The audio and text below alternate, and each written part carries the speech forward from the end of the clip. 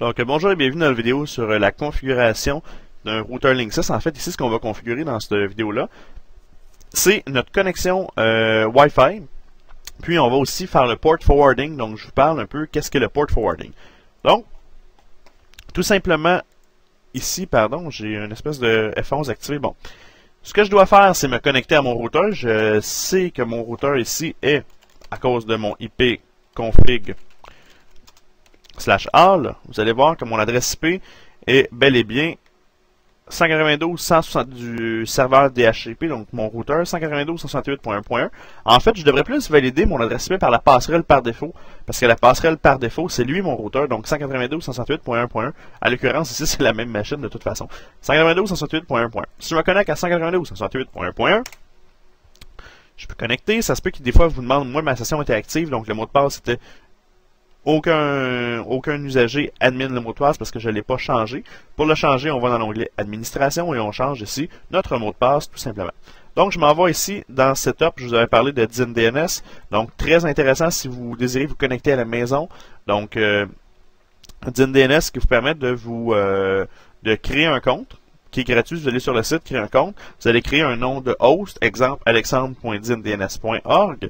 Et par la suite, lui, dès que l'adresse IP change, il va informer le serveur. Puis vous allez avoir un nom qui va toujours être le vôtre, alexandre.dyndns.org. Donc, vous allez permettre de vous connecter à la maison.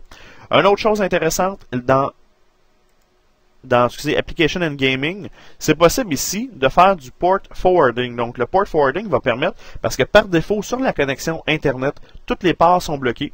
Donc, si je veux ouvrir un port, je veux simplement, exemple, je voudrais ouvrir le port RDP, qui nous permet de faire du bureau à distance. L'adresse du port, là, je le sais par cœur, là, je pensais en parlant. Si vous ne savez pas le port, vous allez écrire port RDP, et vous allez voir que c'est 3389. Donc, 3389, c'est l'adresse du port, donc la porte.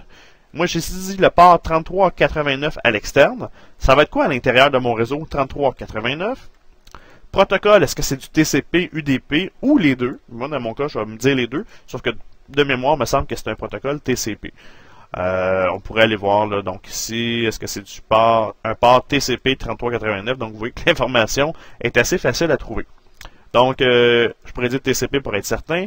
Et je veux transférer ça à l'adresse IP 192.168.1.2 et je la coche Enable. Donc, ce que ça va faire, c'est que ça va créer une espèce de trou dans mon routeur qui va dire qu'il va écouter sur le port externe 3389. Il va le transférer aussi au 3389 à l'interne en TCP. Et il va envoyer ça ici, les requêtes, à ce serveur-là, en fait, à cette machine-là. Tout simplement, donc ma machine.2. J'aurais pu mettre .100 aussi, ou l'adresse IP, finalement, de ma machine dans mon réseau.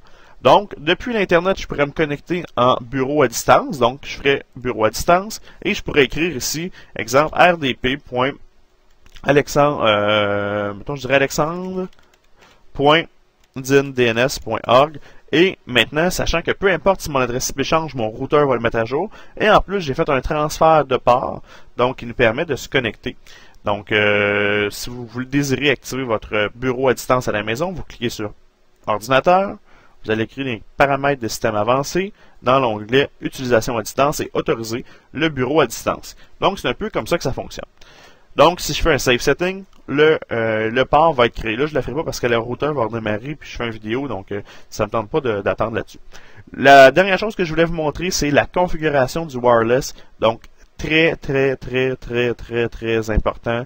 Ça ici, c'est le minimum de choses. Le minimum à faire, là, c'est ça. Moi, ce que je vous suggère fortement de faire, c'est aller dans Wireless Security. Et ici, de lui dire, pardon, ici, je veux juste voir. OK, là, il nous demande ici d'utiliser le Wi-Fi Protect. Le Wi-Fi Protect va nous obliger à avoir des appareils qui sont Wi-Fi Protect. Donc, honnêtement, je ne suis pas tout à fait d'accord avec ce setup-là.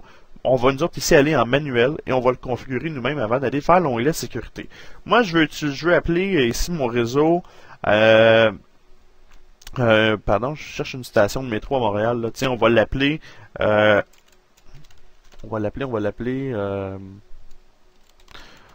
Pourquoi j'appelle ça une station de métro? Parce que mon routeur sans fil de la maison s'appelle Frontenac, qui est une station de métro. Donc, moi ici, ma station va être, tiens, Papineau. Papineau, c'est mon routeur sans fil, mon réseau sans fil va s'appeler Papineau. Les channels ici, votre enseignant va vous en parler, les channels qui sont importants à se rappeler. Puis ça, il faudrait avoir un petit logiciel qui fait un scan qui nous permet de déterminer, en fait, dans notre région, c'est quoi les channels qui sont pas mal utilisés. Donc, je pourrais utiliser le 1, le 6 et le 11. Donc ça ici, c'est dans le fond le premier, celui du milieu, et le 11. Sinon, vous allez chercher des signaux qui vont, excusez le terme anglais, overlapper les autres signaux. Donc, c'est pas des signaux qui sont vraiment distincts. C'est des signaux qui sont comme des bulles, si on veut, qui se retouchent. Donc, si on va dans ceux du centre, donc c'est pas l'idéal. On va chercher le 1, le 6 ou le 11. Donc, on va le laisser à 11 pour l'instant. Donc, Network Mode. Est-ce que je vais faire du B et du G? Donc, du B, c'est 11 mégabits, du G, c'est 54 mégabits. Ou sinon, je pourrais dire ici, faites du G seulement, faites du B seulement, ou faites du N seulement. Donc, est-ce que tu fais du BG, est-ce que tu fais du G, du B ou du N? Ou tu dis mix, ça veut dire que tu fais n'importe quoi. Et ici, il nous dit SSID Broadcast. Le SSID Broadcast, c'est est-ce que tu veux diffuser le nom du réseau sans fil. Donc, quand on se connecte avec un réseau sans fil, on le voit, là, quand on clique sur la carte réseau, on voit ici si on a bel et bien la connexion sans fil de créer. Donc, c'est aussi simple que ça. Donc, oui, moi, je vais faire un save setting là-dessus. De toute façon, je n'ai pas le choix. Et les settings sont enregistrés. L'autre chose, donc maintenant, j'ai un réseau qui s'appelle Papineau, mais il n'est pas sécurisé. Donc, il faut le sécuriser. Et on va tout simplement dans l'onglet Wireless, dans Wireless Security. Et je vais le sécuriser avec, là, j'ai plusieurs types de clés. J'ai du WEP, WPA et du WPA personnel. Donc, votre enseignant, et de toute façon, on va en parler dans le module 7 ou 8 de Cisco, il y a des différentes sécurités de sans fil et je vous laisse découvrir allègrement c'est quoi les différences entre chacun. Nous, ici, on va configurer le WPA2.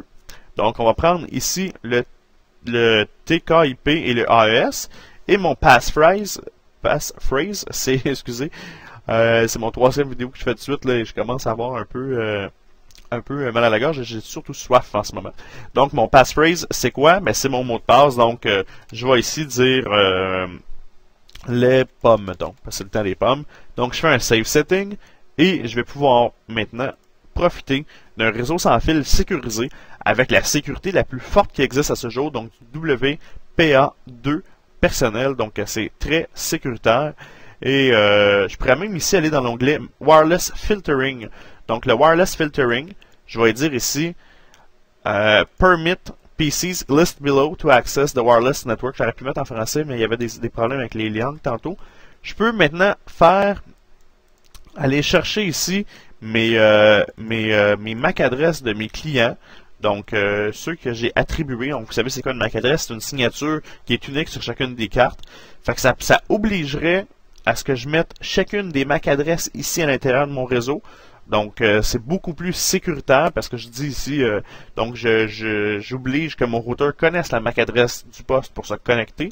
Je vous dirais que c'est un peu, excusez encore l'anglais, c'est un peu overkill, c'est un peu trop, on peut le faire, mais écoutez, c'est vraiment dans une option extrême. Donc, moi, je fais souvent disable parce que le WPA2, c'est quand même relativement sécuritaire.